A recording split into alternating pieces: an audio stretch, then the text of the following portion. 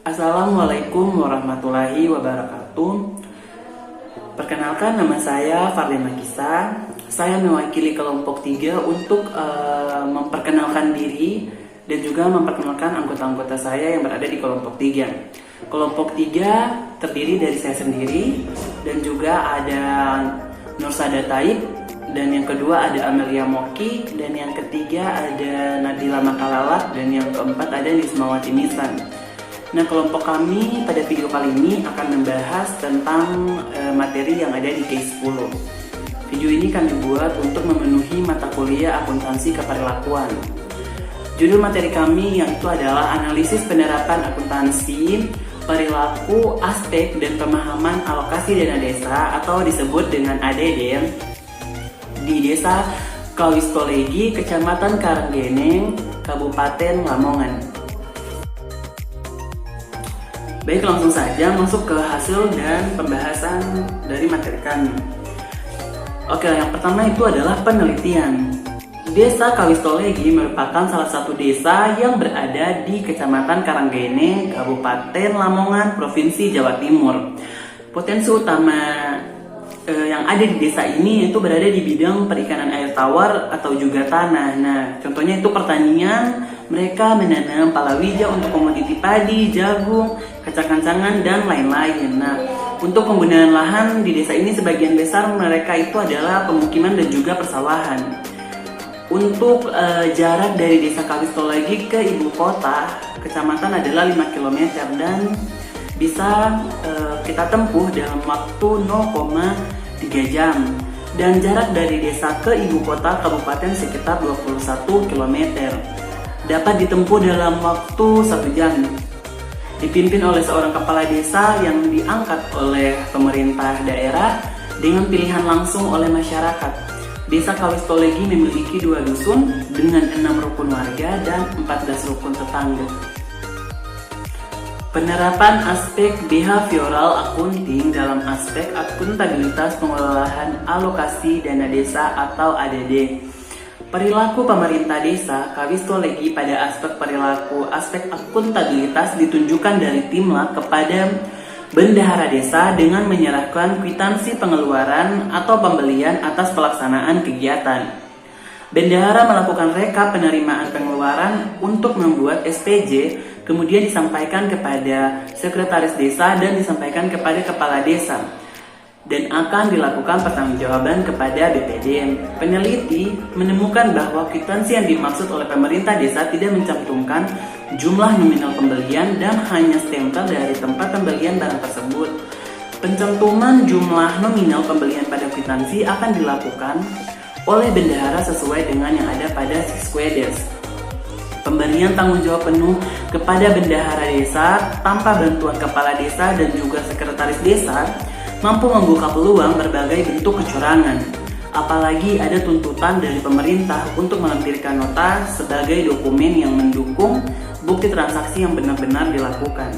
Hal ini tidak sesuai dengan teori dalam buku Irfan Ihsan Lubis yang berjudul Behavioral Accounting, yang menjelaskan bahwa behavioral accounting dalam akuntabilitas menitik beratkan pada aspek pertanggungjawaban dari satu atau lebih anggota organisasi untuk suatu pekerjaan atau bagian tertentu. Perilaku anggota organisasi juga terlibat di dalam suatu organisasi ini juga tentunya. Aspek perencanaan dan penganggaran.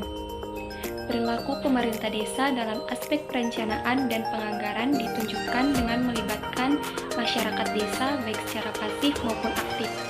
Secara pasif, ketika aspirasi disampaikan melalui lembaga desa kepada masyarakat desa mengenai segala bentuk kegiatan yang memang untuk kepentingan masyarakat desa.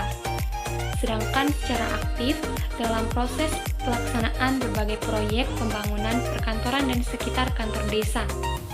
Perilaku ini menunjukkan bahwa pemerintah desa Kawistolegi telah melakukan upaya untuk melibatkan masyarakat dalam proses pengelolaan ADD. Perilaku ini sesuai dengan teori dalam buku Irfan Ihsan Lubis yang berjudul Behavioral Accounting. Dijelaskan bahwa konsep perilaku yang relevan dalam proses penyusunan anggaran dimulai dengan tahap penetapan tujuan di mana tujuan umum pimpinan dijabarkan menjadi target yang pasti dan terukur bagi organisasi. Tiap anggota dalam organisasi bertanggung jawab untuk mencapai tujuan dan sasaran. Keselarasan tujuan akan terjadi ketika individu mempersepsikan bahwa kebutuhan pribadi dapat dipenuhi dengan mencapai tujuan organisasi. Adanya keterlibatan pihak-pihak di tingkat bawah, menengah, dan organisasi yang dapat bervariasi dari mereka yang hanya menghadiri pertemuan untuk memberikan saran. Aspek kontrol. Perilaku pemerintah desa dalam aspek pengendalian ditunjukkan dengan evaluasi yang dilakukan setahun sekali. Tepatnya pada akhir tahun akan dilakukan pemeriksaan dari kabupaten. Setiap kegiatan dengan dana ADD dilakukan tepat waktu sesuai dengan kesepakatan awal. Semua pemerintah desa mengawasi kegiatan ADD. Pelaksanaan evaluasi yang hanya dilakukan setahun sekali dinilai tidak efektif. Namun, pemerintah desa mengakui meskipun evaluasi hanya setahun sekali, tidak pernah ditemukan temuan baik oleh Inspektorat Kabupaten maupun BPK atas audit yang dilakukan. Hal itu membuat evaluasi tahunan terus dilakukan, karena pemerintah desa merasa apa yang dilakukan selama ini sudah benar. Jadi, jika evaluasi dilakukan dalam waktu singkat, dapat menimbulkan tekanan dan masalah bagi pemerintah. Begitu juga pengawasan yang hanya sedikit mendapat perhatian dari masyarakat desa.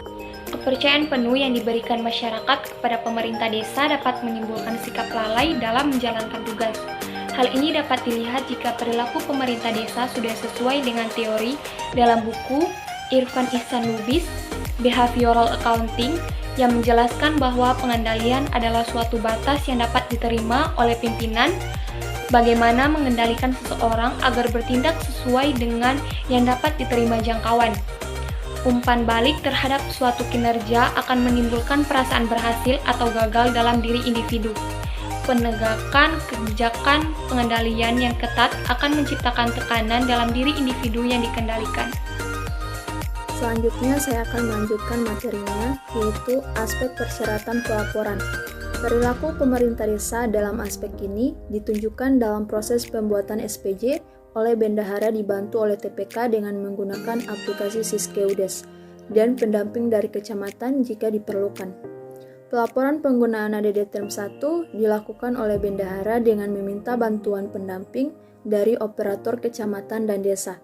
Untuk tahun depan, dalam pembuatan SPJ, pemerintah desa akan menunjuk desa operator. Pembuatan SPJ yang sesuai dengan ketentuan memang membutuhkan kemampuan dan pemahaman yang baik dari pihak terkait. Kepala desa dan sekretaris desa harus mendampingi bendahara dan TPK dalam proses pembuatan SPJ. Adanya tuntutan dari pemerintah untuk menyajikan laporan keuangan yang dapat dipertanggungjawabkan sesuai ketentuan yang dapat menimbulkan tekanan tersendiri bagi pihak-pihak yang terkait. Hal ini sesuai dengan teori dalam buku Irfan Ihsan Lubis, Behavioral Accounting, yang menjelaskan bahwa persyaratan pelaporan yang mempengaruhi perilaku pribadi bukanlah sesuatu yang baru, melainkan benar adanya. Tuntutan untuk menghasilkan laporan keuangan dengan berbagai persyaratan yang ada mampu membuat pelapor bertindak sesuai dengan tuntutan penerima, sehingga penerima senang dengan hasil dari apa yang dilakukan pengirim, terlepas dari metode atau proses pengirim membuat laporan. Selanjutnya, pemahaman pemerintah desa tentang perencanaan pengelolaan ADD. Tahap perencanaan dalam pengelolaan ADD oleh pemerintah desa Kawistolegi dimulai dengan menyerap aspirasi seluruh lapisan masyarakat, baik tua maupun muda, laki-laki dan perempuan, mengenai segala bentuk kegiatan yang menjadi kepentingan masyarakat desa dan dilakukan melalui kelembagaan desa, melalui RT atau RW atau BPD. Selanjutnya, aspirasi tersebut akan dibawa ke forum Musdes untuk dibahas bersama kepala desa dan seluruh perangkat desa, dan dijadikan dasar penyusunan RKPDes yang akan menjadi rancangan RAPDes dan akan ditetapkan sebagai APBDes dalam bentuk peraturan desa. Kegiatan penyerapan aspirasi akan dilakukan setiap tahun, tepatnya pada awal tahun anggaran baru atau menjelang akhir tahun anggaran berjalan. Hal itu sesuai dengan ketentuan dalam Peraturan Bupati Lamongan Nomor 3 Tahun 2019. tentang tata cara alokasi dan penetapan alokasi dana desa atau ADD. Disebutkan bahwa apabila pada tahap perencanaan ADD harus dilakukan oleh pemerintah desa dengan menyusun perencanaan pembangunan melalui RKPDes. RKPDes ini akan menjadi dasar penyusunan APBDes yang dituangkan dalam bentuk peraturan desa, dilaksanakan secara partisipatif dengan melibatkan masyarakat dan disusun melalui musyawarah desa bersama lembaga desa dan masyarakat desa. Materi selanjutnya yaitu penerapan. Tahap implementasi dalam pengelolaan dana desa atau ADD Desa Kawistologen dilakukan oleh pemerintah desa dengan membentuk tim LAK. Tim ini dibentuk dengan tujuan membantu pemerintah desa dalam program mewujudkan program kerja pemerintah. ADD Desa Kawistologen dialokasikan sepenuhnya untuk bidang penyelenggaraan pemerintahan desa, baik fisik maupun non-fisik, meliputi pembangunan gerbang desa, perbaikan ruang di kantor desa, pengaspalan lapangan kantor desa, pengadaan peralatan, dan lain sebagainya yang dapat dilihat di kantor desa dan sekitar kantor desa. Sedangkan non-fisik meliputi kegiatan operasional pemerintah desa baik untuk PKK, Posyandu, Karang Taruna, dan lain-lain. Kebijakan pemerintah desa untuk mengalokasikan ADD 100% dalam satu bidang yaitu penyelenggaraan pemerintah desa tidak sesuai dengan ketentuan dalam Peraturan Bupati Lamongan Nomor 3 Tahun 2019 tentang pengalokasian dan penetapan ADD yang menyatakan bahwa jika ADD dapat dialokasikan untuk dua bidang utama seperti penyelenggaraan pemerintah desa dan pembangunan desa. Selanjutnya yaitu administrasi. Tahap administrasi dilakukan pemerintah desa Kawistologen dengan mencatat setiap pemasukan dan pengeluaran yang ada. Dilakukan dengan aplikasi Sikeduset. Aplikasi dibuat untuk memudahkan pemerintah desa dalam melakukan proses administrasi. Bendahara dan masih belum sepenuhnya menguasai aplikasi Sikeduset dan sering mengalami kesulitan saat menyusun laporan keuangan. Hal itu dianggap sendiri oleh bendahara desa. Pembuatan laporan penggunaan ADD dilakukan setiap 3 atau 2 bulan sekali dengan penjelasan tidak setiap bulan pemerintah desa memiliki kegiatan yang menggunakan dana ADD sehingga pelaporan tidak dapat dilakukan setiap bulan. Pencairan ADD dilakukan melalui rekening desa. Hal tersebut tidak sesuai dengan Perpuk Lamongan Nomor 3 Tahun 2019 tentang tata cara alokasi dan penetapan ADD yang menyebutkan bahwa laporan penggunaan ADD dilakukan setiap bulan dan selanjutnya disampaikan kepada kepala desa paling lambat 10 bulan berikutnya. Selanjutnya saya akan melanjutkan materinya yaitu tentang pelaporan. Tahap pelaporan pengolahan ADD dilakukan oleh pemerintah desa Kawistologi dengan membuat laporan penggunaan dana ADD selama 1 semester dalam setiap SPJ. Menjadikan laporan ini setiap semester atau setiap 6 bulan sebagai syarat pencairan dana ADD. Semester berikutnya, dana dilakukan tepat waktu karena jika tidak tepat waktu akan mengganggu proses pencairan berikutnya.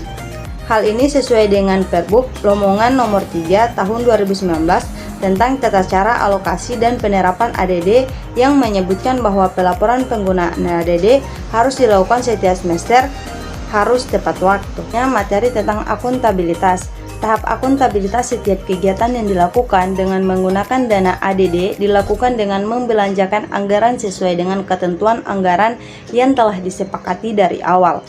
Pemerintah desa selalu berupaya agar kegiatan dilakukan tak berakhir mengalami peningkatan dana karena dapat menimbulkan permasalahan yang berdampak pada program kegiatan lainnya. Laporan pertanggungjawaban dibuat dengan 2 model, yaitu manual dan Sikeduset.